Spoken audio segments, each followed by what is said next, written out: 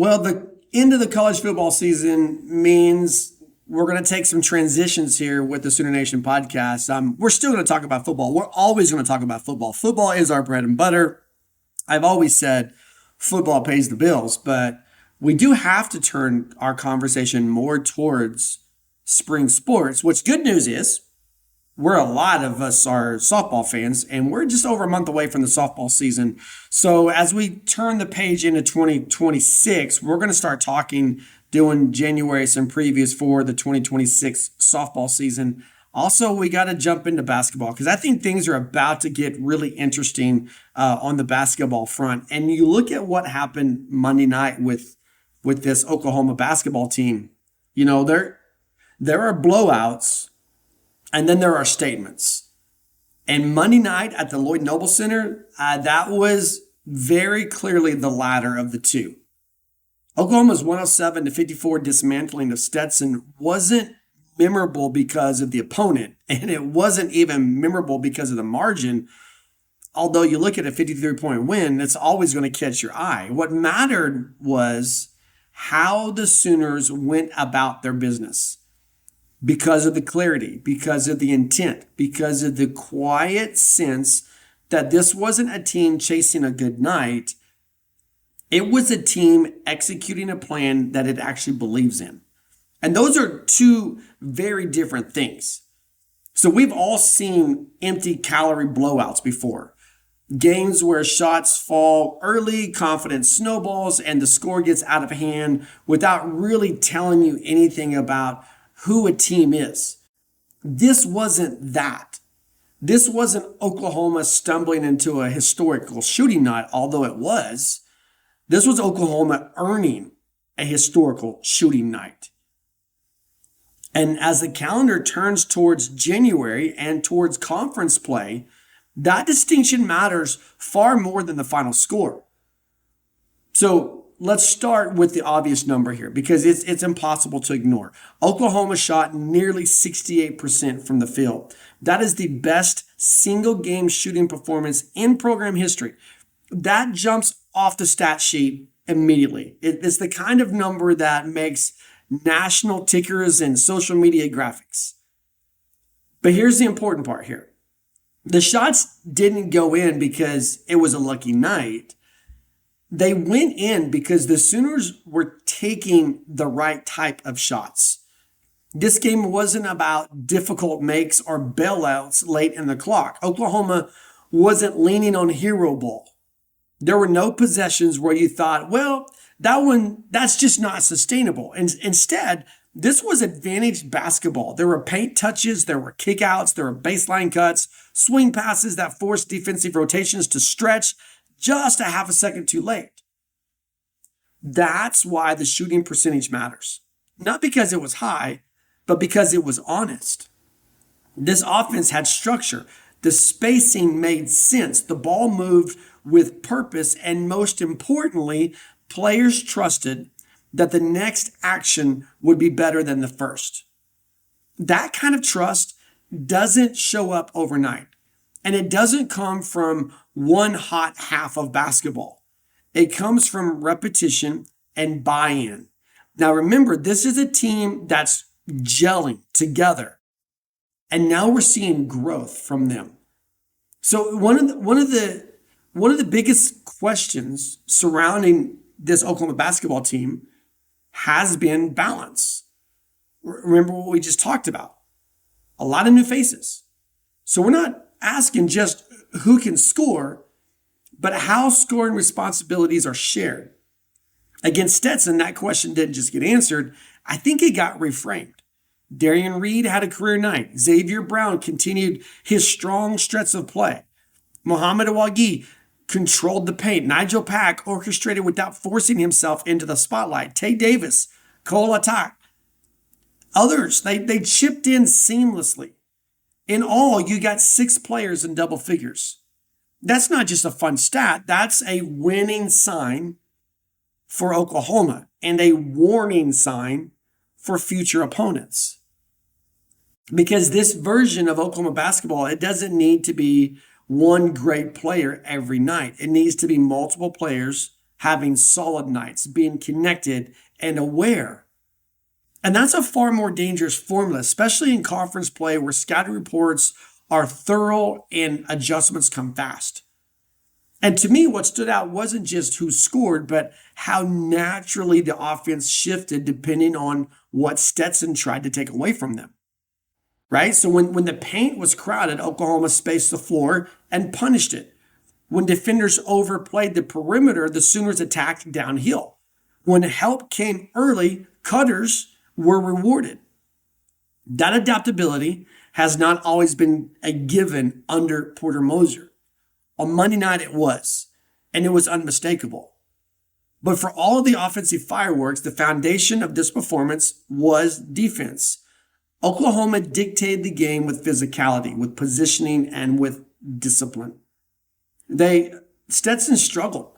They struggled to initiate offense. They struggled to get second chances. They struggled to find any rhythm whatsoever. And as we said before the game, the Sooners won the rebounding battle decisively. They took away easy looks at the rim. And when Stetson settled for perimeter shots, which is what they're supposed to do because Stetson's a three-point shooting team, Oklahoma was able to live with those results. That is mature defense. That is understanding the math. That is understanding that great defense doesn't always look dramatic. Sometimes it just quietly strangles momentum away from your opponent. But there's an old rule in basketball that defense fuels offense, and you could feel that chain reaction pretty much all night long.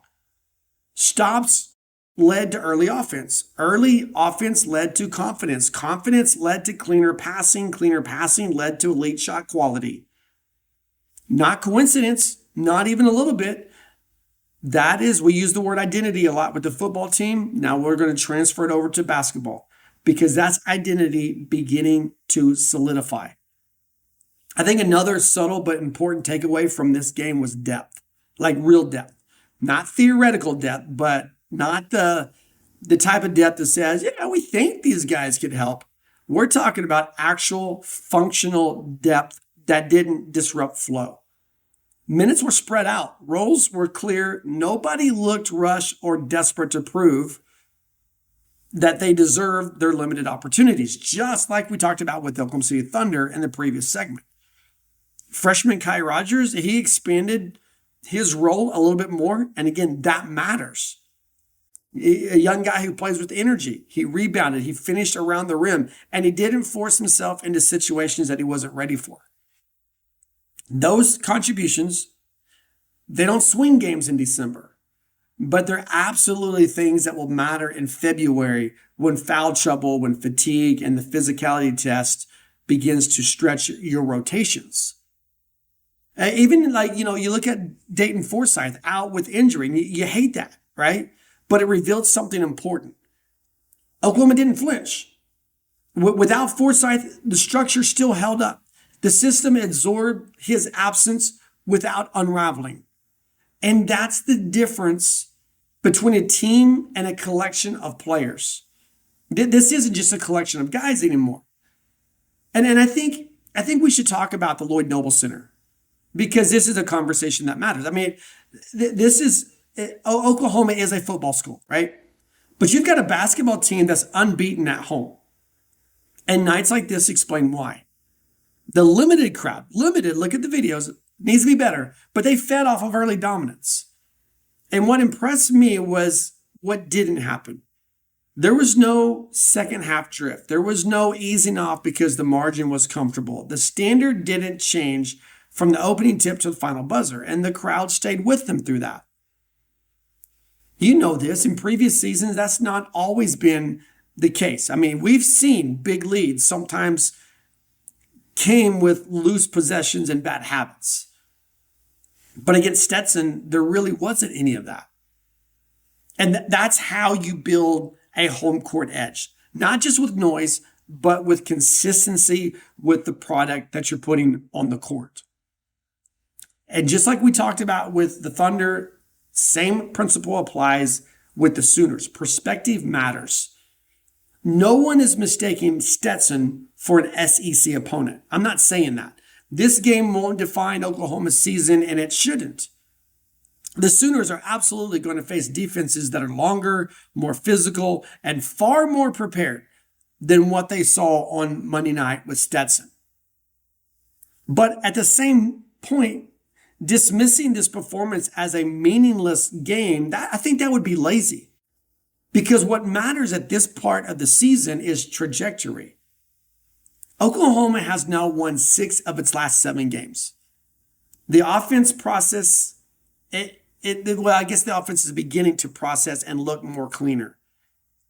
Defensive attention, it's sharpened. The rotation is stabilizing. The Sooners aren't just winning, they're learning how to win without chaos. And there's something else that matters as much as any line on your NCAA tournament resume. The best non-conference games, they're not about survival, they're about preparation. They're about stress testing habits under low pressure so they hold up when the pressure ramps up. And against Stetson on Monday night, Oklahoma passed that test emphatically. The Sooners showed that they can start fast. They showed that they can share the ball. They showed that they can defend without fouling. They can control the glass. They can maintain focus with a large lead. They got production from multiple lineup combinations. Those are all tests. Those are all things you want stressed and thoroughly examined before Ole Miss comes to start conference play.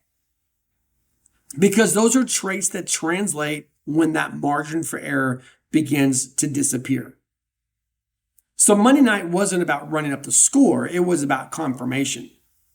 Confirmation that Oklahoma's recent progress isn't a mirage. That this team understands who it wants to be and that the foundation is finally firm enough to support real expectations.